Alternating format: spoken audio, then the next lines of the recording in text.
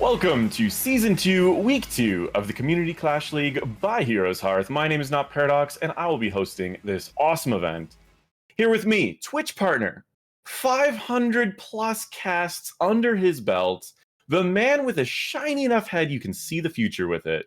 Bahamut, how are you doing? I'm doing wonderful. I wasn't expecting the last part there. Right. I'm awesome. I am super pumped. We're in week number 2 already. We saw amazing games last week. We saw some highlights just before this, but now I'm already ready for this. But let's remind people at home, if they're maybe just tuning in for the first time, who's playing, what the rosters are going to be for these 4 outstanding teams that we're going to be seeing this evening.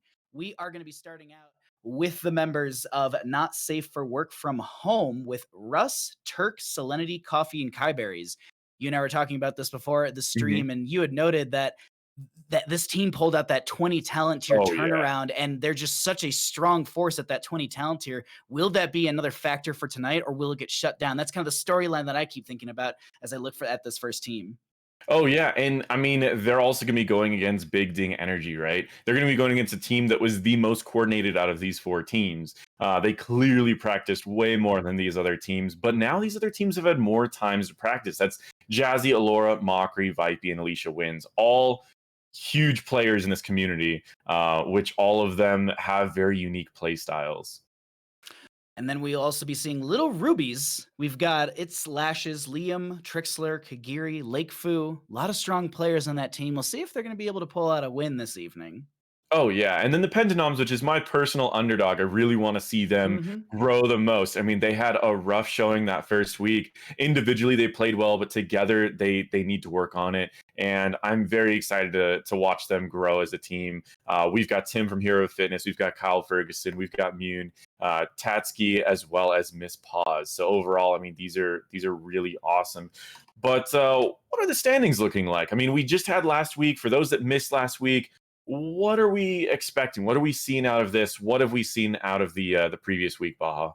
Yeah, we had Not Safe for Work from Home and Big Ding Energy taking 2 O's. So you can see that game differential is going to be adding up in their favor right now. Little Rubies and PentaNoms, I was, in my little hot takes, I was thinking these are the teams that are going to win it back this week because they don't want to go down in this overall standing. Like, this is like if they can actually pull out W's here, this will be amazing because we'll have 2 ups on for everyone, and that's really what I want overall.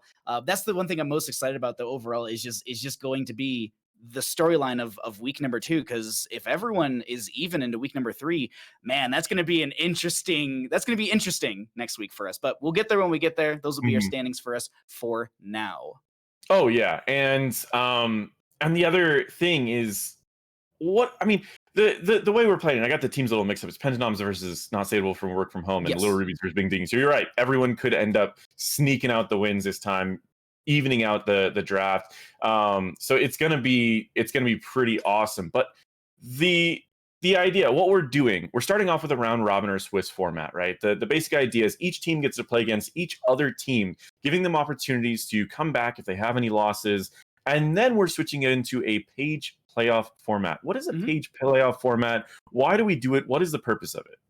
Well, it's exactly why I was talking about how excited I am on all these point differentials, is because through the first 3 weeks, all the points that you accrue will set your seeding. And so if you're in the upper bracket, you will have a tournament lifeline. So if you drop into the lower, you still play another match. Whereas if you're in the bottom, league play 3 and 4, that is going to be a best of 3 that determines who's going on into that best of 5 or who's going home, which that's what I love about this is it's very, very cutthroat towards the bottom and the top portion as well. If you win that first game between play 1 and play 2, you're going straight to the grand finals, which is a best of 7 series unweighted. That's full 7 games. That's what I'm also very excited about as well. But that's going to be week number 6. We got a long road until then. Oh yeah. But until then, what are these players going to be playing for? They can't just be coming in here and, trying to accrue invisible Nexus points. It's not like we can give Storm League points or anything like that. How are these players going to make a little cash on the side? So it's not just bragging rights. Like you said, we have a decent chunk of a prize pool to start off. First place gets $500, second place gets $400, third place $300, fourth place $200, but wait, there's more. There are bits and donations, tips, all of that will be added to the prize pool. 40%, make sure that this whole event runs smooth. 60% is going to keep these prize pools growing. We ended up with a pretty massive prize pool last season, and we're expecting to continue that going. Bah, how much did we end up getting last week? Do you remember? Oh God, we were just shy of $1,000 raised towards this prize pool last week. Just shy.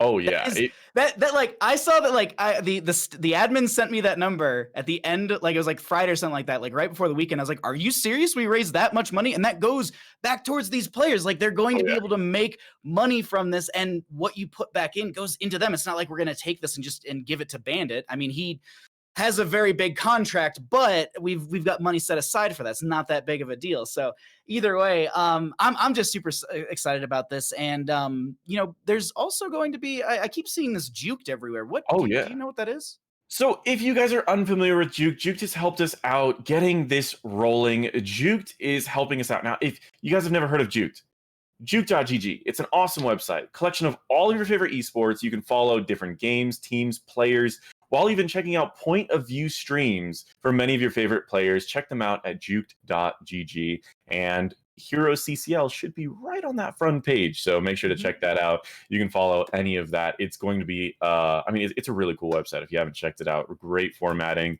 And that point of view stream that you can watch on these pro players is something that I just haven't seen before for a lot of these different esports. So it's a really, really cool program.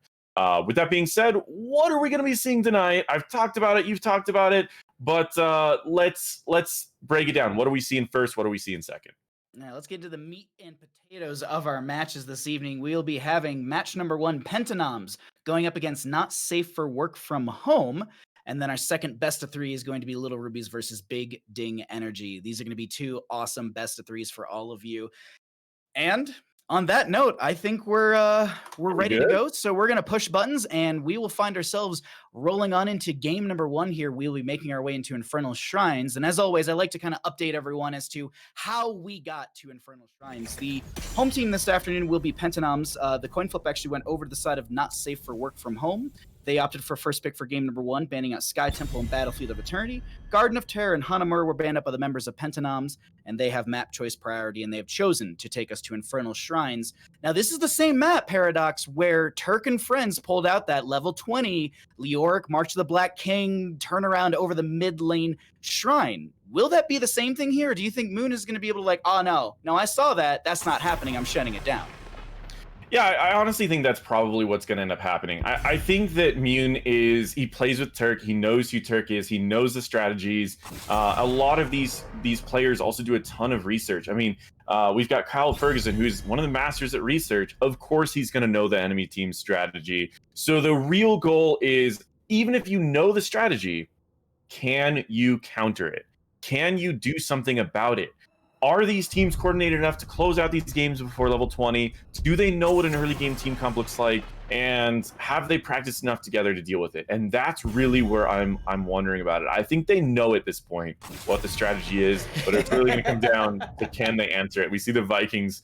I mean, you bet in the Vikings, you know you're getting Leoric, right? Yeah, exactly. We jumped into a hype train really quickly here, so I want to give some thanks to some people. I saw Selexia with some 69 bits area, Lake Food coming in with some Franker Z bits as well. Trixler with 3,000 bits saying, "Who are we playing again?" And to you, Trixler, check the pins in the Discord channel. We have Thundercracker with 1,000 bits. Thank you so much. So for Sia, thank you so much for the 500 bits. Desert Jester, thank you for the 500 bits. More chips, please. Thank you for the 500 bits. Baloney Time, thank you for the 1 bit. It's 1 bit's appreciated. Bert Blaine, thank you for the 500. Ninja, thank you for the 100. Metal Pup, thank you for the 30. And Selexia, 300, excuse me. Selexia, thank you for the 69. And Widgate, I think it is. Thank you for the 500 once again. But we have a draft. Let's actually get into this here as the Leoric is stolen away. But Tatskichu gets a comfort pick on this Kael'thas too. Yeah, I mean, Tatskichu plays a pretty good Kael'thas. We've usually seen her on Raynor, Kael'thas, something like that. I did think it was interesting that we had the Selenityy first pick on that Tassadar. I've always thought that he was stronger than people made him out to be. Then we have Russ on, I mean, he's his major hero. He's very well known for this Mal'Ganis. It was banned against him several times previously. And this is a great map for Mal'Ganis. He's able to hit everyone with all of his abilities, doesn't need to worry about like throwing a Meudon stun that gets blocked by a minion. So this is a great position for not safe for work from home, right? They have a lot of comfort picks. They've got a lot of the main things. It seems like they've really gotten the pieces that they've wanted so far, with the exception of Leoric being taken away from them, which is a great call coming out from Kyle. For anyone wondering, because I did see a question in chat about the Lost Vikings ban, that is a target towards Turk. They play a very, very, very strong Lost Vikings. You mentioned earlier, you know, this is, you know, Turk and Moon who are friends. They play together. They live together. I actually saw them legit playing HOTS together either over the weekend or a couple days ago. So even though they're against each other in this week's matchup, they are playing HOTS together still. So this is I'm so excited about this dynamic because they know each other so well back and forth, and that ETC ban is really strong as well as a Tychus ban. But they need something in the healing department. Ana's still up and available if they want to go for that. Pairs well with the Kael'thas. You can go into Nana Boost with a Pyroblast if you can go for that, and then Arthas actually to be grabbed. I guess, you know what, into the Greymane and Mal'Ganis, I like that. Slower auto attack speed with that Frozen Tempest. That's a really good pickup from them as well. Oh, yeah. Arthas is always an interesting one for a main tank. There are a lot of downsides. We did see Turk take Deathwing. Turk used Deathwing in the previous week, or sorry, the previous season, to great extent. I mean, Deathwing was what they started winning with.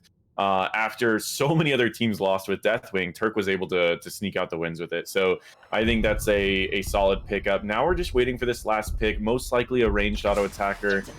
We do have Junkrat on Mewn, and Mewn's Junkrat is pretty interesting.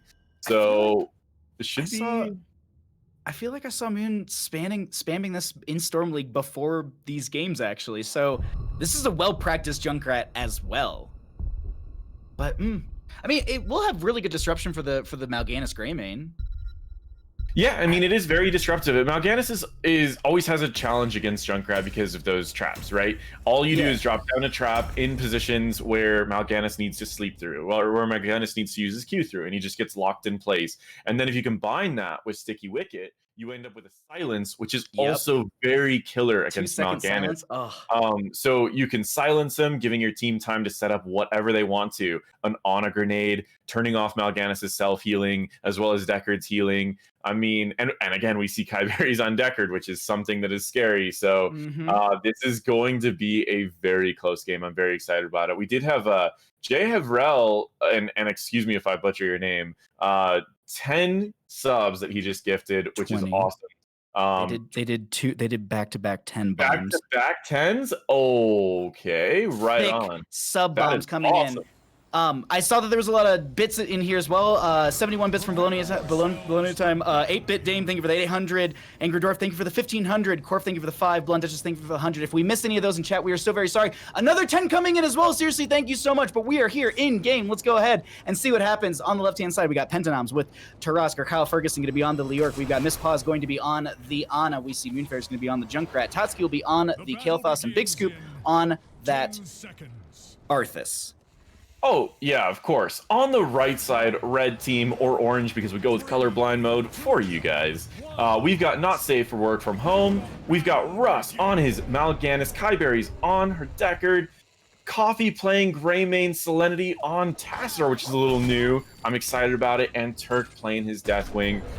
4 people on their major comfort picks. And I am really excited to see what Selenityy brings to this Tassadar. I'm always excited to see Tassadar. Selenityy on any mage is really, really scary too. Because you remember last season her on Li Ming? Like, oh, it was brutal. She popped off on Li Ming, yeah. And I feel like with the way that Tassadar is, that is going to be the exact same case. But we can actually look at our level 1s here. It is going to be the static charge for that Tassadar. And in all the games I've been casting as of late, that is the go-to pick. I've seen there's a Psystorm one at level 1 I've seen like 1 or 2 players go into, but like I'd say the vast majority they are going into that static charge and scaling that. And with Thermal Lance at 16, you can chunk any assassin's health.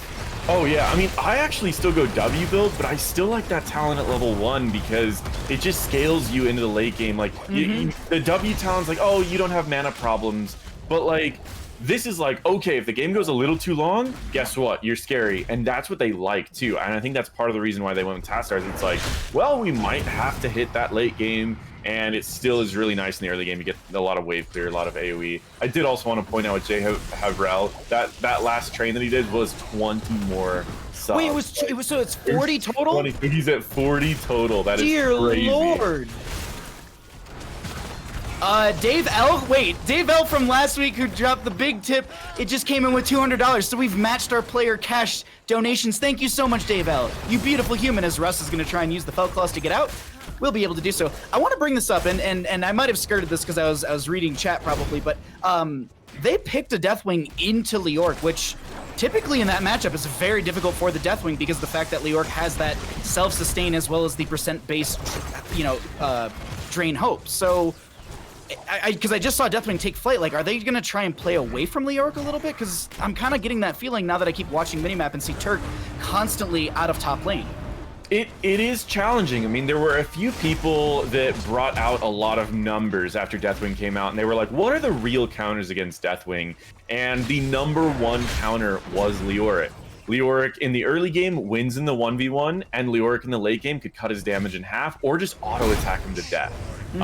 And so or just drain him. I mean, he has so many answers into it. #2 is Greymane. Now, they do have Greymane on the side of Deathwing this time, so they don't need to worry about that. But it's a challenging factor. Yes, they could play Deathwing away from him.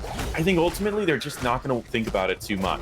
They have that Deathwing, which is very powerful on these objectives, and I think they're just hoping for that. They're like, even if our Deathwing goes down relatively quickly, hopefully we win more than half of the objective. I think that's their plan with it. Well, first objective will be in this bottom lane. We can pull those talents back up so that chat knows exactly that Ruby was picked up at level 4. Basically, you'll have a Ruby every Herodric cube. If you get no cooldown reduction from Deckard's trait, that's a 12-second cooldown on Herodric cube and a 10-second cooldown on Ruby. So essentially, you can hit 1 or whatever your Ruby key is and W every single time, and that healing is real significant for those players. But Turk gonna be lunging out right now, gets a Incinerate as well as that AoE. Tatskichu taking a lot of damage. Looks like Kael'thas will be the first one going down on the left-hand side for PentaNoms. But they're gonna move back over here, Paradox, and not safe for work from home. Looks like they're gonna have the secondary control over this objective. Oh yeah, I really want to point out how much damage Selenityy is actually doing in these fights. Russ is completely zoning out these teams, but Selenityy just walks up, throws a Q, and just chunks their health every single time. 20% of Arthas' health, and then she goes back to winning the objective. 20% of Arthas' health again, goes back and starts winning the objective. And then we've got that Ruby keeping Russ alive forever while he's just endlessly zoning 3 people. I mean, this 3-person combo right here is brutal. I mean, it's so powerful what they're doing this early on in this game, and they take this first objective almost without even an issue, but they did still have to worry a little bit. I mean, that was 40 to 30 gems, so it was actually closer than it looked. So we have Punisher being pulled over. They're doing a great job. I actually love this positioning. They pulled the Punisher towards the upper portion of the... They pulled it to the upper portion of the bottom lane, which is a weird sentence, but the reason they did that is because it avoids attacking the well, so they have that lane sustain for this fight. Russ taking a lot of damage right now. They're going to find the kill onto that Mal'Ganis, so 1 up on both these sides, 4 kills, but that will be bottom lane fork going down. Still, though, this is my point here. They still have bottom lane well, and that allows them to have a little bit of a tap, a little bit of a mana boost within these core 4 rotations that they're going to break off and go back into. With Mal'Ganis being dead, I wonder if they try and invade on this camp. That's a zoning route from Kai, as well as a really good force wall from Selenityy. Buys time. They showed that they were there, but that didn't matter. They got the camp, they can leave, and no one goes down, and they keep their experience advantage on the side of not safe for work from home. Yeah, it's going to be a wild one. Look at how much scaling we have from both of these teams. I mean, the not safe for work from home's whole strategies usually revolve around high scaling heroes getting to level 20. We've got Tastar skills, great. We've got Deckard skills, great. We also have that Wizened Duelist, right? His plan is to scale. But on the other side, we've got Junkrat, who scales really well. Kael'thas, who has a powerful level 20, and guess what build it's looking like? We've got Kyle going on Leoric. He's taking Turk's build, and he's using it against him. So these teams are prepared to just have an epic battle at 20. These early game fights, it's really going to come down to, can one of these teams get level 20 first and utilize that? If not, these are going to be some wild battles approaching very, very quickly. Russ? This is a big... Okay, because the team was really far away from them. I know they have 10 talents here, but this is a very aggressive chase in. Concussion Mine will force them back. Big Scoop going to get chunked with the Curse Bullet as well as a static charge, or excuse me, a shockwave from the Tassadar. Misspaws is doing their best to throw some healing darts back, but they're not able to do so, and they're going to find another kill in this bottom lane with that 10 talent advantage while they were backing off. Next objective will be Arcane and in mid lane, but while that's happening, while they were trying to go for the dive on, well, they got the kill onto Arthas in bottom lane, they were trying to get a dive onto Turk in mid. Was not the case, and Leoric goes back into continuing to soak up, but it will be Entomb for them. No March of the Black King. That is an interesting choice. I mean, normally if you're going to be taking Hopelessness, that talent level 7 that increases the range of Drain Hope, you normally are going to be going March because you want to be able to keep those drains on people longer and have a huge range with it. Generally, when you go Entomb, you want to see, you're going to be using your W on someone who's locked in Entomb, so you just want to have that extra healing. You don't need that extra range. But Kyle does play a good amount of Leoric, so maybe he's looking at this going a little different. Like, he can't hold Deathwing still for very long, so maybe he just wants to make sure that no matter where Deathwing goes, Deathwing's getting drained. And we even saw it right there, just how quickly Deathwing can heal up, but at the same time, how quickly that hope can be drained from them. And they realistically just kind of sat in the middle. They didn't really gain health or lose much. They are going to take flight before this objective phase. As we noted beforehand, it's going to be an Arcane Punisher mid lane. We do see bottom lane pushed in as well. Turk is going to land on top of quite a few. I wonder if they're going to try and, if they're able to turn this around. No. They'll lose one armor plating, throw some fire breath out, and this should be camp started by the side of not safe for work from home, but PentaNoms. No 13 talent here on the opposing side, can go for the invade. Let's see what happens with this. Yeah, I mean, this is where they want to fight. They lost the last objective. They have Entomb. Entomb's going out, doing a lot of damage. Big Scoop takes a huge amount with that bullet. We have Turk going in with his ult. However, look at Turk's health going down very quickly. Tatskichu is getting zoned out. Kiyeberries is just going to solo sleep, just making sure that the Junkrat's not doing anything. Junkrat does get woken up. Russ is back to zoning once again, and with this zoning, there's almost nothing that can... Selenityy, so much damage. Amazing wall, taking out 3 people, all set up by Russ's zoning. And I mean, this is why the previous teams banned Mal'Ganis against Russ. You just can't give him that Mal'Ganis. Yes, we have to ban TLV. Yes, we have to ban many of their other picks, but it's like, his Mal'Ganis is terrifying. He's zoning out 3 to 4 people every single fight, and then it's just they just win whatever objective that they want to. A 3-person sleep, a force wall when they wake up, and then the entire time they're getting hit with a Shockwave from Tassadar, which is scaled up to 85 stacks. There's supplemental damage coming in from, I mean, Decker Kane slapping here and there. I think Coffee had some autos in there as well, but Selenityy just cleaned up that entire fight. And we were saying at the start of this, she was terrifying on Li Ming. She's proving to be terrifying on Tassadar as well. It honestly, Selenityy's Tassadar is something else. And she just gave vision so that Russ could go in and know who to charge into before she went in and started doing damage. I mean, that's wild. Now Mal'Ganis does end up dying there. But yeah, Selenityy is honestly terrifying on this Tassadar. It's so much damage. It's very scary, and I mean, Archon's back up. They can take whatever objective they want to. Now the benefit is on the side of PentaNoms, Leoric's already back up and Mal'Ganis isn't. So that's really, I mean, cheating death is always great. I mean, what are we looking at as far as stacks? I mean, we had a lot of questing talents. Let's run through those a little bit. Yeah, we got 15 out of the 20 on that Kael'thas for the Mana Addict at level 1, so working their way for that Arcane Berry. We've got 18 out of the 20 on the Frost Presence for that Arthas. They're also going to be at 130 on the Frozen Waste of the 150. 41 stacks on the Taste for Explosions for Junkrat. It's out of 200, but it's one of those things that I rarely see that being finished out. Turk trying to make a play in top lane really quickly is they're going to Cataclysm across. Oh, Leoric is actually chasing into this, but I think we're going to be seeing another fight break out. No, they see Mal'Ganis come up and they're like, we learned our lesson. It's not going to be happening. 90 out of the 250 stacks on the Tassadar static charge from that level 1. 8 stacks on the Wizened Duelist from the Greymane. That can be maxed out at 30. And that's what it's looking like questing-wise for both of these teams. Yeah, I mean, it's closing in. I mean, we've got the Arthas stacks are so close, and once those are in, some of the things that we get is like that route along its path. That's great against Mal'Ganis because he can't just jump ahead of your route. Now he's gonna get rooted on the way up there. Frozen Waste. I mean, the benefit of getting that quest completed means that now your route or your slow will linger a little bit. So these are huge quests to get done very quickly, and then again, that Mana Addict once Tatskichu gets that shield, and she's only 2 globes away, then Mal'Ganis won't be able to threaten her as much because she can always just pop that shield and then just immediately start fighting him. But we need some threat on that Mal'Ganis. These are the times where, like, I always want to bring back Tychus, right? I see Tychus so few since HCC, and it's like, bigger they are used to melt these aggressive tanks. Oh, Whenever yeah. these aggressive tanks went in, it was like 70% of your health's gone. And then you'd follow up with like an Ononade, and it's like, now you can't heal back. Bye-bye. And it's like, I want to see that again. And I know some of these players do play Tychus. I've seen, look at Turk going in backline with this huge ult, doing a lot of damage. And again, Russ is sitting at full health throughout that entire fight. It's crazy.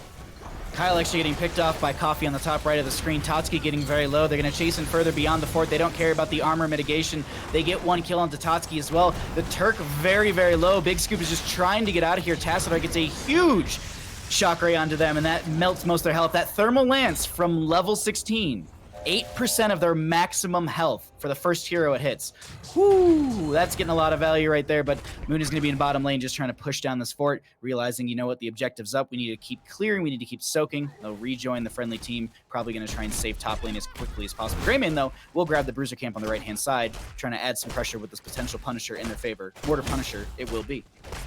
Oh yeah, it's gonna be pretty brutal, and it's gonna be a rough one. I mean, this fort is almost gone.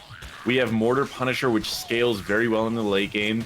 This is about mid to late game. They've buffed the scaling on this before, and I mean, this has been a little while, but I still like mentioning it because it is a weird one. You don't expect it. It's like, oh, they're just little like rocks that are falling down. But then when the later the game goes, it's like, those rocks hit for like 400 damage. And a whole bunch of them hit, and it's like, if you get hit by a small cluster, if you can get slept and get hit by a small cluster, you die. There's just no way around it, and it rips through structures as well. The Mortar Punisher's always been considered the weakest of the John Cenas, if you will, and but the thing is, like, yes, it is fairly weak in its siege, but its single target damage is actually something to be afraid of, as Big Scoop got a ton of healing, but it was completely mitigated. And then that's one of those things, like you were noting, like, yeah, it has a lot of damage from these little meteorites, but when it jumps onto one person, starts pummeling them, and all those meteorites are hitting them as well, oh, I've seen it just chunk player health as they're going to Cataclysm in. They don't have a keep down just yet, but they're looking for a kill onto Tatskichu. Horrify is going to be coming out from the Deathwing. They actually get the onslaught value, or actually might have even carry and swarm. Drosk is going to go ahead and drop it in Tomb. Stay a while and listen from Kiyeberries. Will put one to sleep. Concussion Mine from Moon throws them back into the Hall of Storms. The Punisher goes down. Big Scoop being chased right now. The core defense is going to be locking down Russ. I think they were thinking that they have to leave, but Russ is calling for the game to end as the core health is just about to start falling. They got rid of that shielding immediately. Nano boost onto one. It's going to be onto Mewn. And they have Turk dropping down as well. Core shielding core health continuing to fall here, Paradox, but I think they'll just get quite a few % off this, and they'll back off. Yeah, I mean, this was one that they threatened to end. You have a Greymane who does a ton of siege damage. You have Archon, a ton of siege damage. But at the same time, it's like you're battling against the KT. You might have killed maybe a Leoric, but Leoric comes right back. Arthas gets dropped. Like, all of this is that Entomb. Yeah, let's, you know what, while they're chasing this, let's go ahead and jump into comms for PentaNoms. Let's try to just kill that, and then maybe we push middle.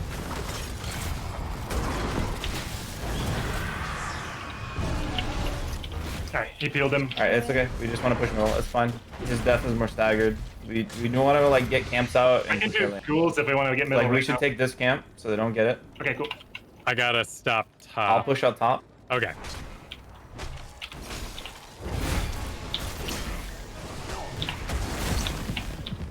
Alright, so we put.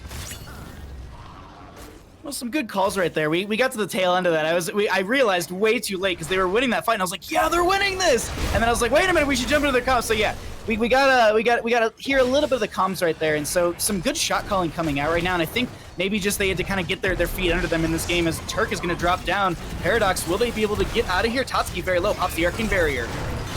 Yeah, it's brutal. These sleep, I mean, once you hit level 20 on Mal'Ganis, you get to sleep everyone once, pop your ult, and immediately sleep everyone again, giving your team so much time to just do exactly this. follow up, walk up, and kill everyone. And we also have some more going on. I mean, we've got that Destroyer's Rampage going on with Deathwing doing so much damage. We have the possibility of Infinite Archon, but it didn't even need to be used. Once again, they have so much siege damage, they could go for the game here.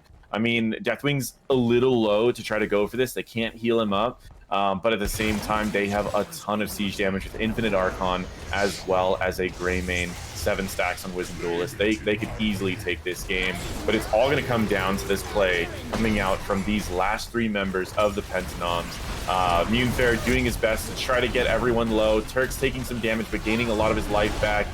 Big Scoop's just on the run at this point, and we have a lot of damage reduction coming out from Leoric, doing his best to try to slow this down. But it's looking like this game is going to be dropped because Coffee is just endlessly doing damage on Greymane, and that is game number 1 out of 3 in favor of Not Safe for Work From Home, and that is a wild one. I mean, both teams drafted for these like level 20 comms, and I mean, Not Safe for Work From Home, it's like they didn't need that level 20. They won the objectives. They just ran in. I mean, this should be speaking volumes about this team right now, is that they don't need to just do that level 20 strategy. But at the same time, it speaks volumes about what you need to answer.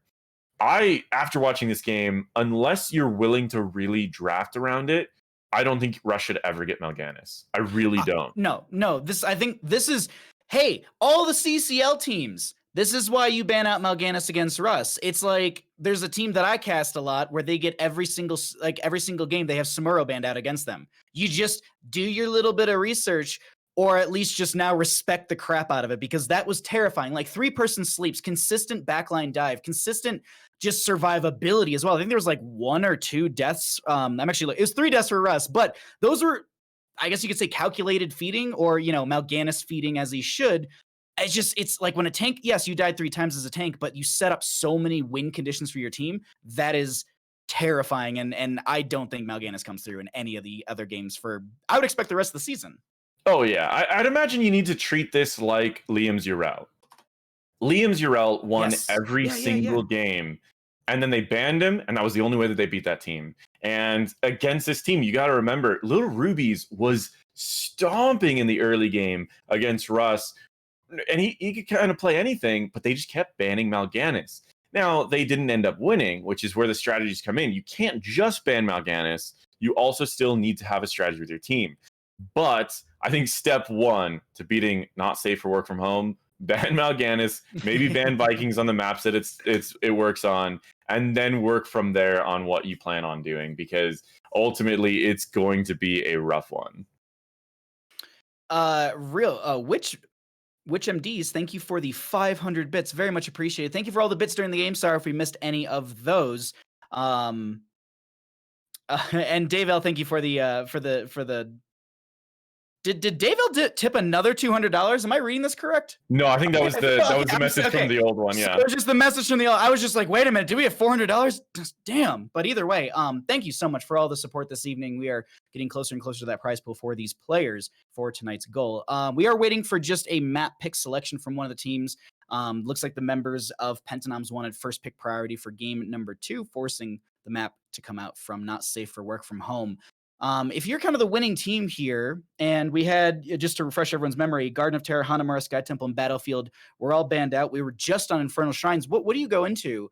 I was thinking something like maybe like Tomb of Spider Queen, because it's rotation based. I think it's really strong. Like their rotations were really strong, and their their core 4 is just like, it listens to Russ so well, and then Turk just does Turk things in the solo lane. So I don't know. What are your thoughts? Like where would you take a team if you're kind of up in this series?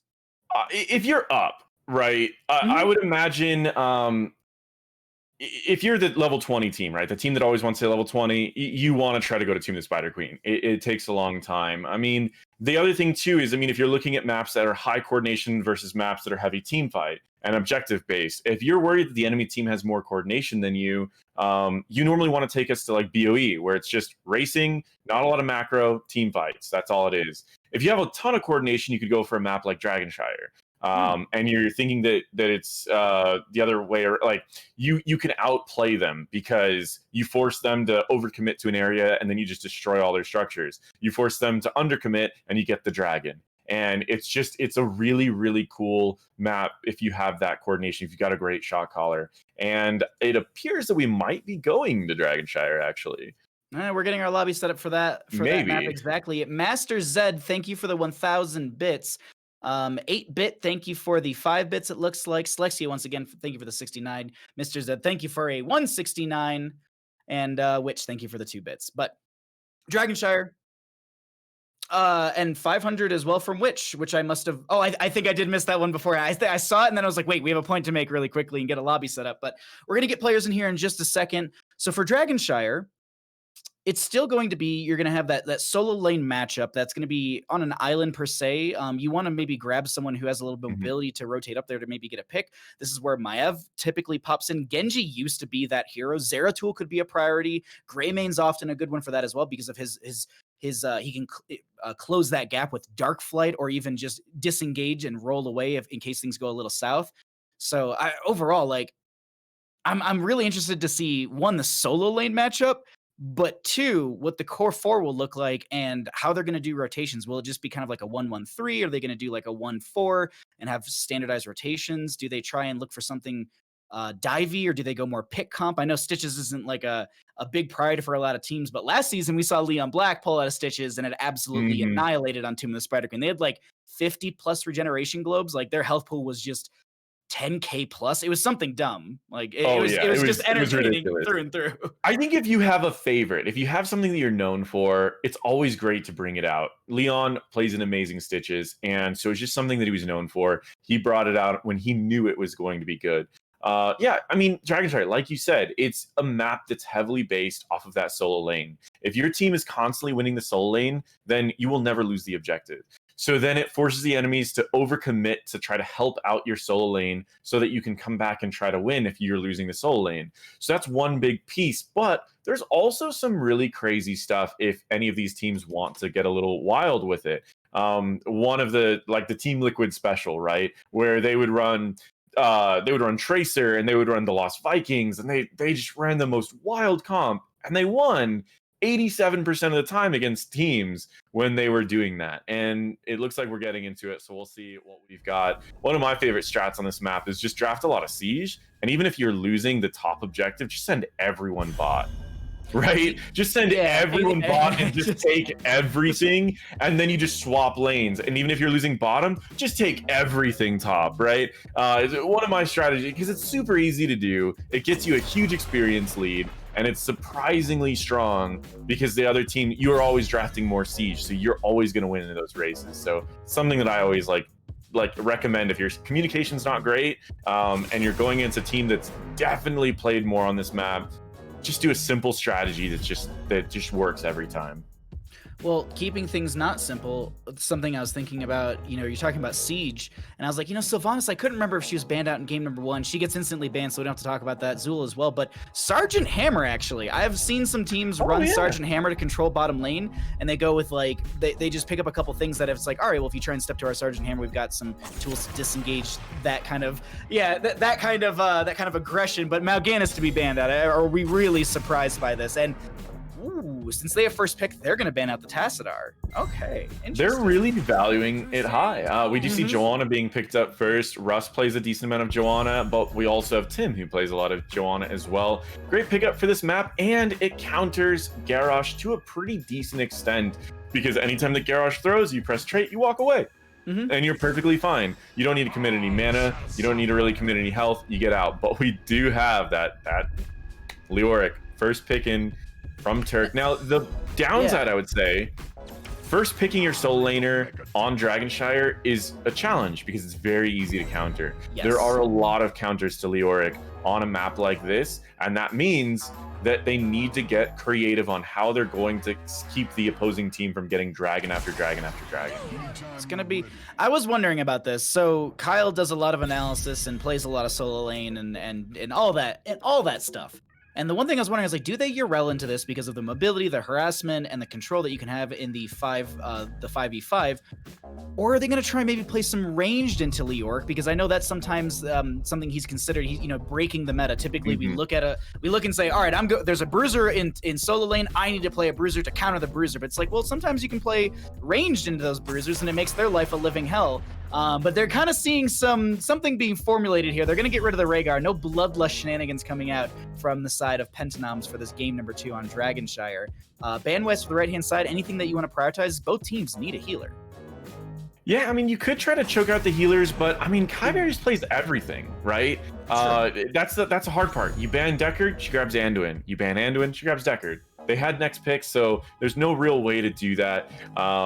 Banning out the siege damage, and I mean, we saw Coffee's Greymane. It was pretty nice. It was pretty nice. So I think that was a good ban. However, guess who's also pretty good on this map that Coffee could play if he wants to is Alarak. I mean, Double Mage is a little sketchy, but at the same time, it's like his Alarak has been pretty scary on this map. I'm curious as to what they're going to put them on, because they're going to be in the core 4. They're going to need some sort of extra damage.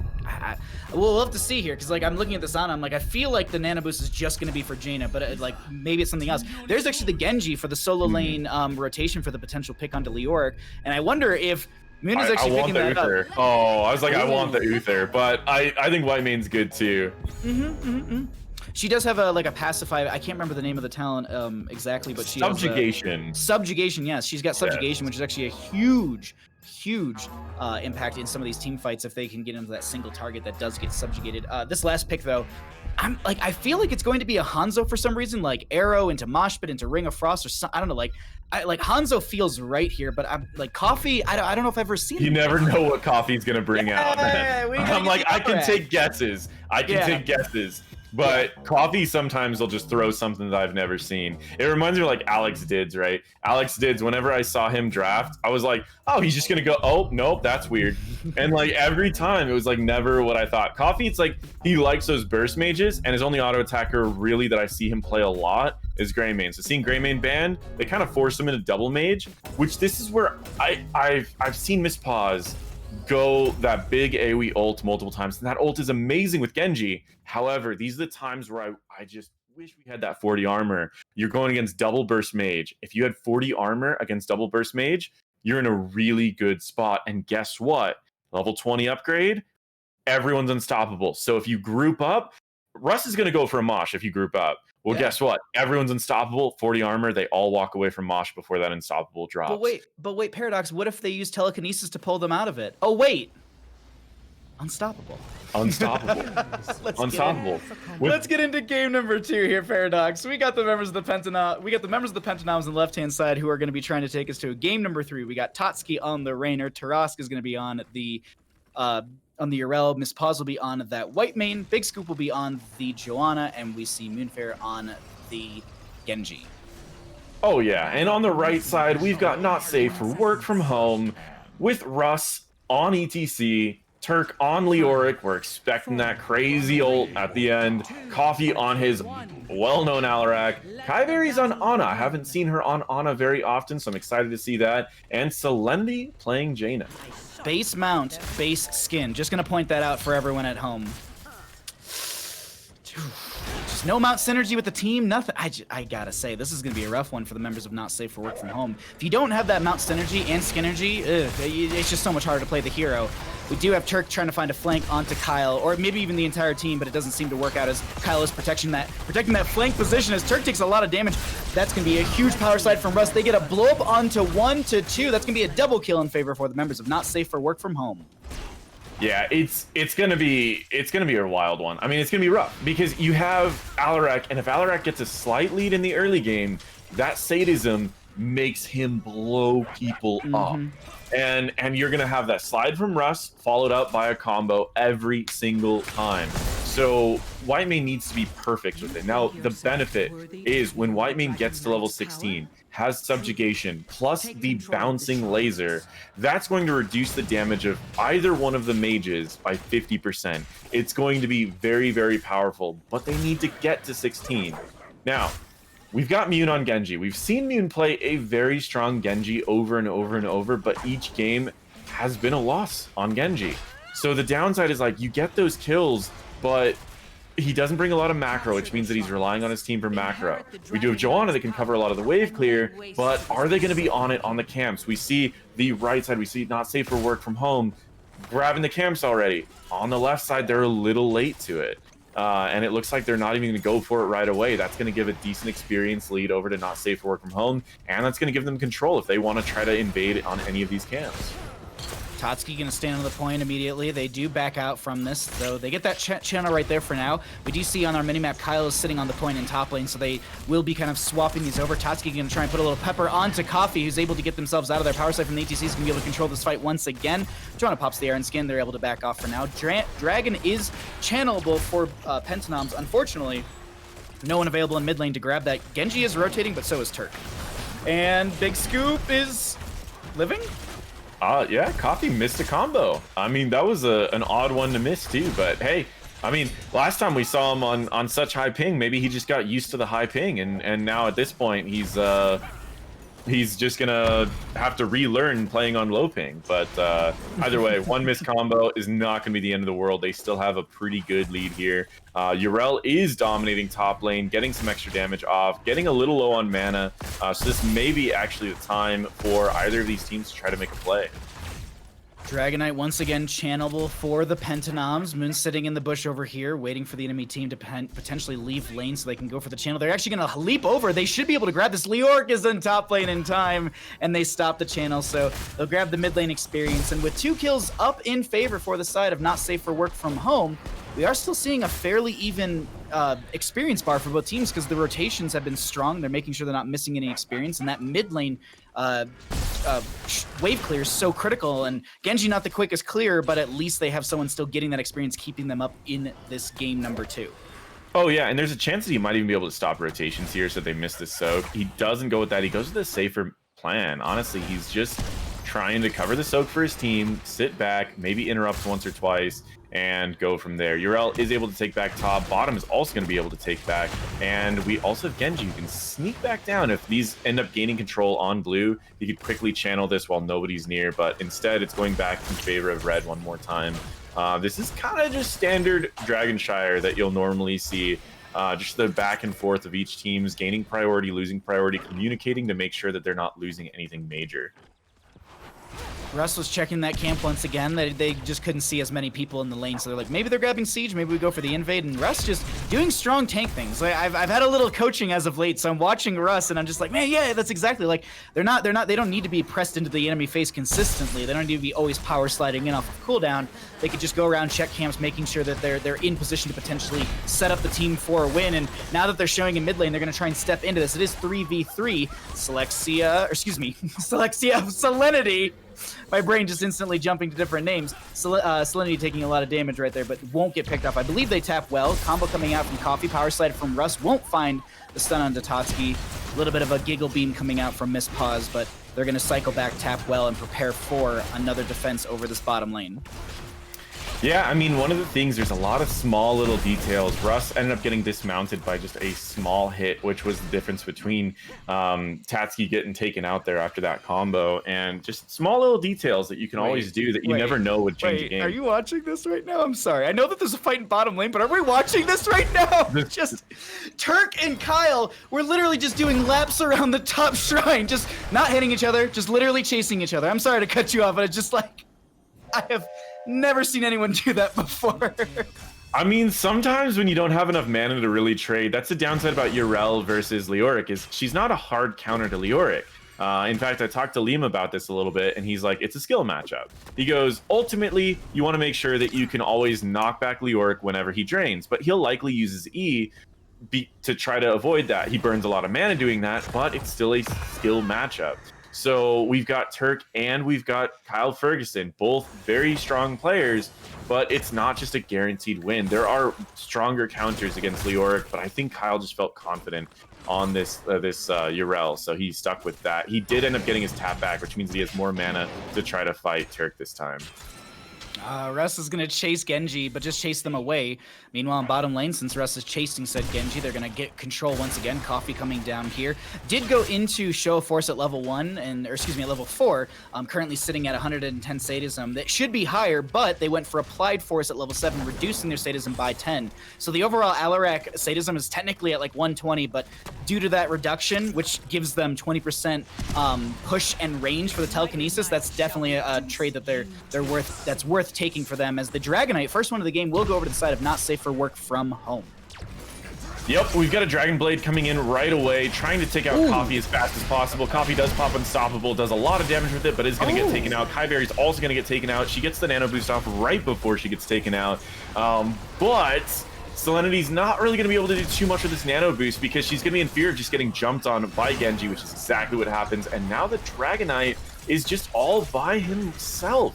All just alone, not able to do anything, gets dropped rather quickly, and he is able to get to a safe position before he drops the Dragonite. At this point, you just kind of manually drop it on your own. You don't let it time out, because then it's just a waste of time. While all of that time he could be spent actually getting stuff done. This is the aggressive play style that we kind of expected from PentaNoms when we first saw them. Is we expected them to make those plays like that, and that's what I really hope to see more of. However, I mean, look at these combos that this team is pulling out. Great counter from Big Scoop, immediately able to interrupt that Mosh, and look at the amount of healing that Misspaws is bringing out on that wide main. Like, again, it's not an ult that I really like that much. I love that part. It's not that I don't like it, it's that I love that 40 armor so much from the other ult, but Misspaws plays this ult out so well, and she works really well at keeping her team up. And now we're closing in on that level 13, 16. Do you think she's going to go for the double damage reduction on those tiers? I kind of wanted to, just because the dive that's coming into the set into their friendly team, and just to kind of get that subjugation value. We'll have to see if that'll be the case. I actually want to point one thing out. That Blessed Shield from Big Scoop set up that entire pick. Like, Tatskichu had the double kill on it, but Big Scoop with the huge Blessed Shield to run it, to just come out, and then there's the Hyperion on top of it. It was just so well played and so well layered as the combo, as you know, Genji came down with the Dragon Blade, kind of announcing the entire fight. So it's just, they were able to slash through, find those kills. Turk did go into the March of the Black King once again, if anyone did not catch that one. And also the same thing, like, as you caught it right there as well, like the interrupt from Big Scoop with the condemn onto the mosh pit was just so well played. But Tatskichu lives from Misspaws. They're going to Hearth back, get full on their mana, and prep for the next shrine that'll be activating in the next 20 seconds.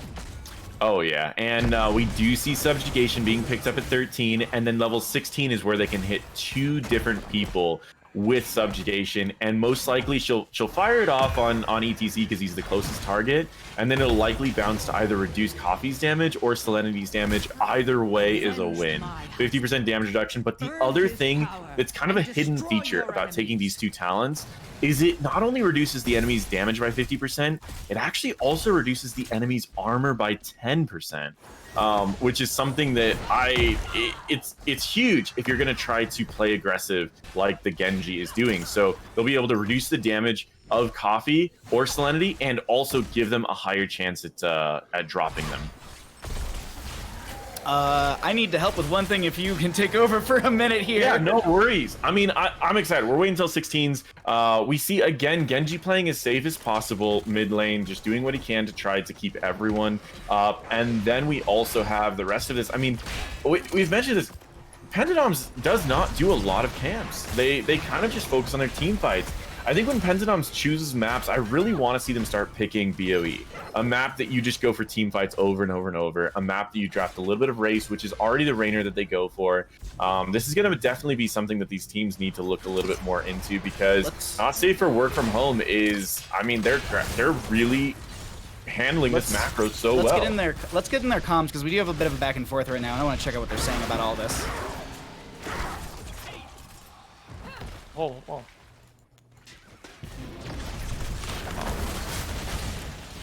Genji was tough, so.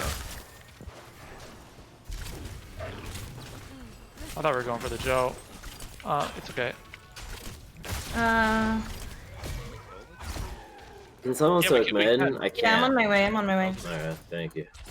We're about to hit 16s. That's why I was waiting on before I would. I'm gonna tap really quick.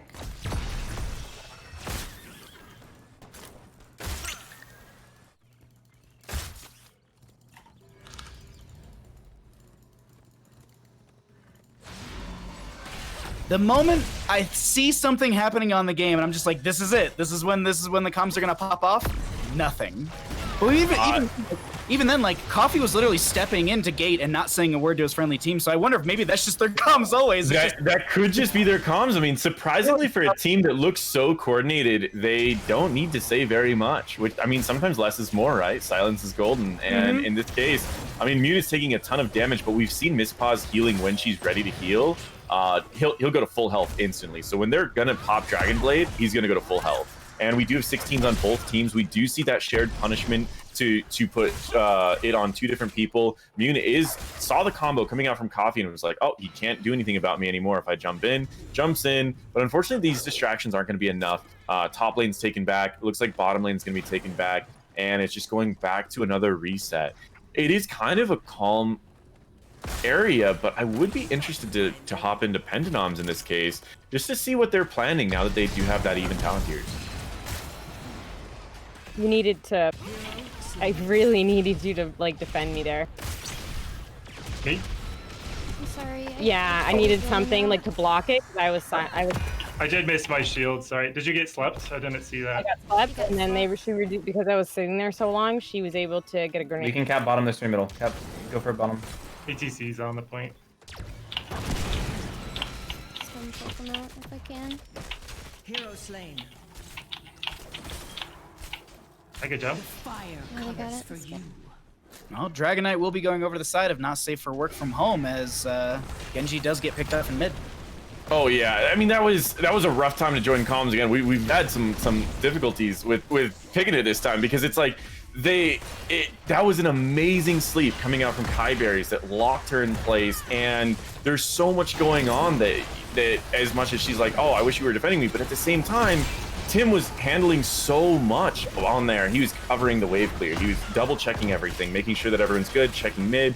And so it always gets really tricky. This Dragon Knight, once again, they're playing the safe route with Dragon Knight. You take middle first so that it's easier to take the Dragon Knight again. You go down to bottom, so it's easier to take bottom lane. And they're just playing it safe. They're not doing anything too crazy here. And they're trying to hit that level 20 talent tier, right? That huge power spike. That's their whole goal. They're like, we want our Dragon Knights. We just need to get there. We don't want to get jumped on by Mewn again. And this is what's happening. We've got an amazing ult coming out. We've got Mewn, but an amazing stun locks down Mewn. He gets a huge amount of healing, uses ult to get back out, but that stun was enough to keep him from killing Ana in the back line.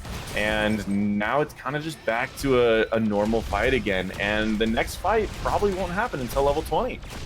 It was really, really good from Big Scoop just to read the Genji and also wait a couple seconds. They held that blessed shield for just 1 or 2 seconds for the Genji to kind of get in there with the Dragon's Blade. So they get one swipe, blessed shield comes out, they get another swipe, and then they can keep pushing into them. We will be seeing Genji finishing in the Shuriken Mastery from level 4, which actually off the top of my head, I don't cast enough Genji. I don't know what it actually does off the top of my head. So it's going to refund. So it gives now has Cyber Agility now refunds and gives 2 charges. Okay. As well as the damage increase when you finish that out. So just a couple things on that level 4 for them. Other things to note really quickly, we do have 119 sadism on the Alarak. ETC did finish up Rock from level 1. Fingers of Frost was already finished out by the Jaina and sitting at 12,809 out of the 15,000 necessary for the Ice Block. We already noted that Shuriken Mastery is done, and no Subdue stack yet, but still that 80% slow when you're hitting 2 or more heroes is still a huge win for you when you're trying to chase into an enemy team. Oh yeah, so the basic idea of this Genji build, if you are curious, because we don't see a lot of Genji, the basic idea of this Genji build is it's called like the shotgun or the spike build. You go into their backline and you hit 3 quick spikes onto their healer, and you can do nearly 100% of a healer's health in an E, 3 quick spikes, an auto attack, something in between there, and you can nearly do 100% of a healer's health and drop it immediately. The problem is you're going against Coffee, who's going to immediately knock you back. You're going against Russ, who's going to immediately knock you back. And once you get knocked back, hitting all 3 on one person is very, very difficult. So that's the downside about this, is while Mewn might be playing this right, the enemy team is playing so well to prevent him from doing that. I want to point out we have Deadly Charge for Alarak.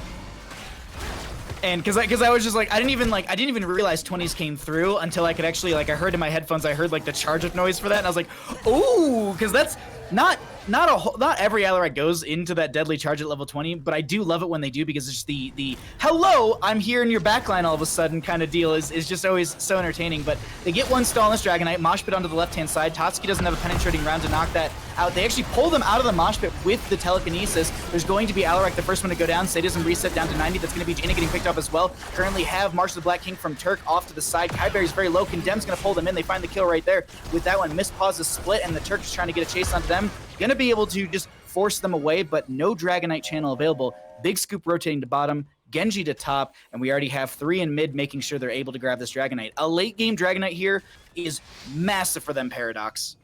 It really is. I mean, these late game Dragonites scale so well that when you hit about level 20, the Dragonite has more health than the opposing core. So as it stands, the Dragonite has 22,000 health. The core without its shield, its temporary shield, has 22,000 health. So this Dragonite is not only going to be doing way more damage than the core, it's going to be this giant body that allow you to go in. I mean, it's huge. So this is exactly what they needed, and I mean, I have to look at, give so much credit to Misspaws.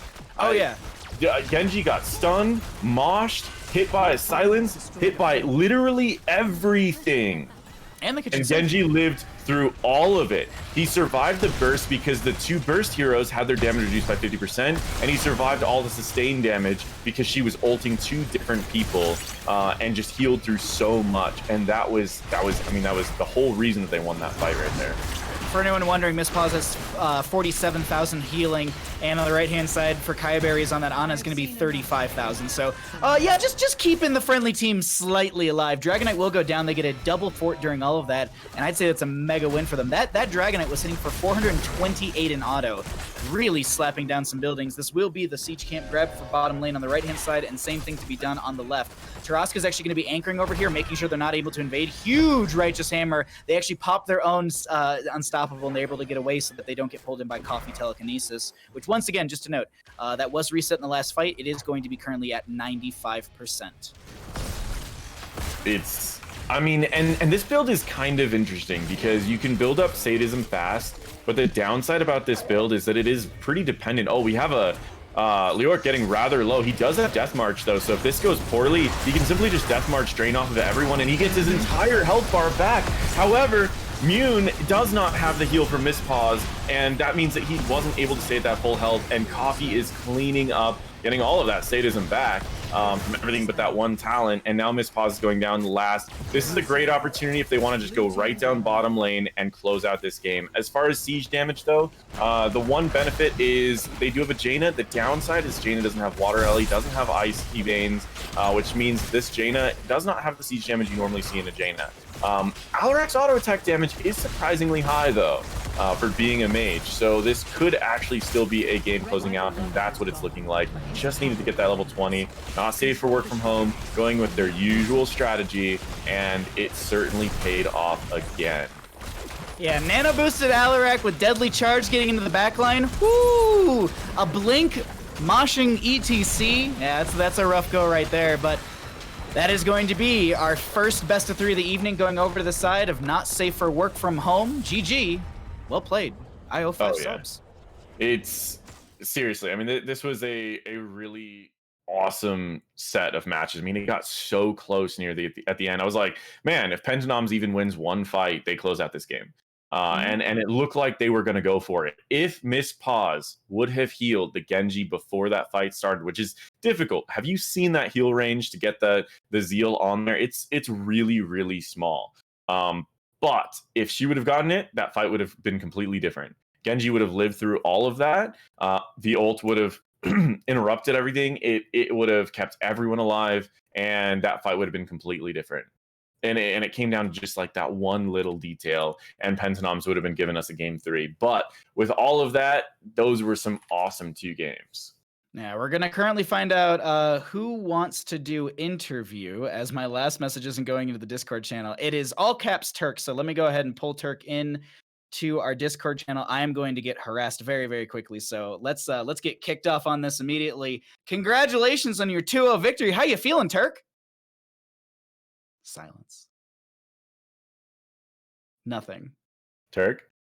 Did Turk legit go and leave again, or is this my punishment for saying they're not going? Yeah, to win? I'm pretty sure that at the end of every game, he steps away and gets a breather. And by a breather, I mean probably not a great breather for your actual health, but he does get a breather. So well, there's a chance. Selenityy was the one who offered them up. So we're gonna rip Selenityy out of the channel. Congratulations on your 2-0 victory. How you feeling? Oh, hi. Sorry, just seeing you guys on the stream. That was so weird.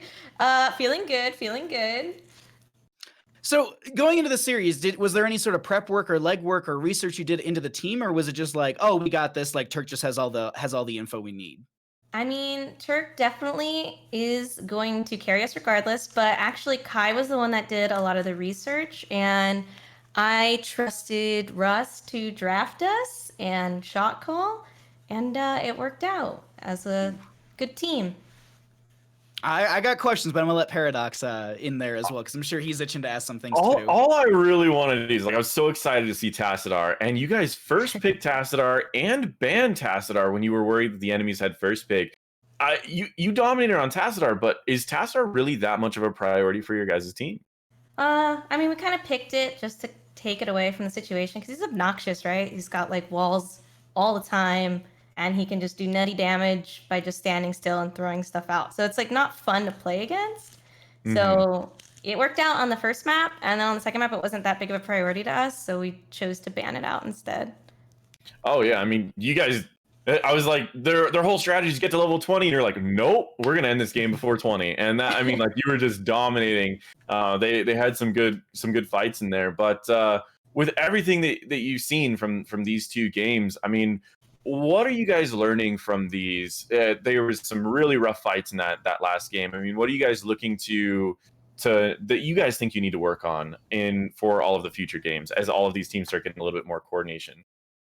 I mean, I feel like we are pretty strong, so if anything, we just have to keep work on communicating and like drafting. But Russ is really good at drafting us, and like Turk's really good at carrying, and the rest of us are really good at like comboing off each other's abilities. So I feel pretty confident that I think we're going to be okay. I think the game's looking challenging. They already are, but it's still fun playing with everyone, and I think we're a good group.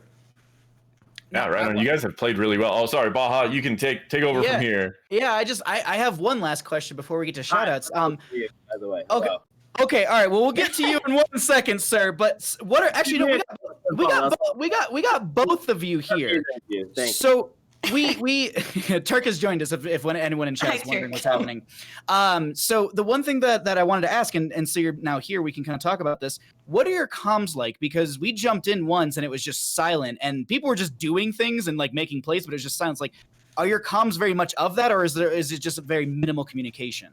We just have calm, cool, collected comms, man. Everyone's just perfectly sane. I'm saying Russ is directing we synergize without having to really I mean, like, we chit chat, but it's mainly like, oh, soak this, I'm sliding this, we're killing this, cool, I'm gonna do this, here's a joke, we laugh, you know, it's casual.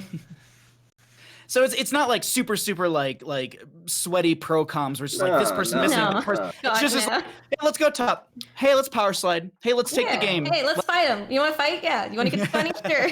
Let's do it. I guess since Turkey joined, let me ask a question for you. How sweaty were your palms before that last March of the Black King at that last fight? Because you were very close to dying, and then you managed to just honestly zero. I just trusted my team. Let Jesus take the win. As it's tradition. 1, 2, 20.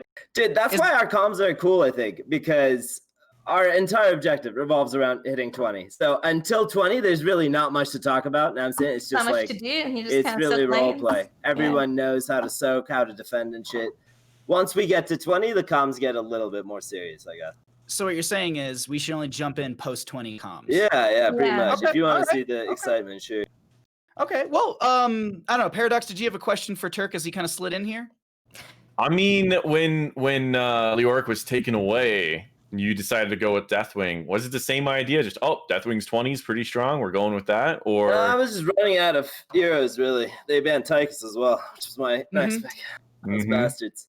I remember last season you actually 1v1 to Thralled in bottom lane, and I think won that consistently. It was like Curse Holler. It was something crazy. Like now that you said, I'm like, oh yeah, he does play an insanely strong Tychus.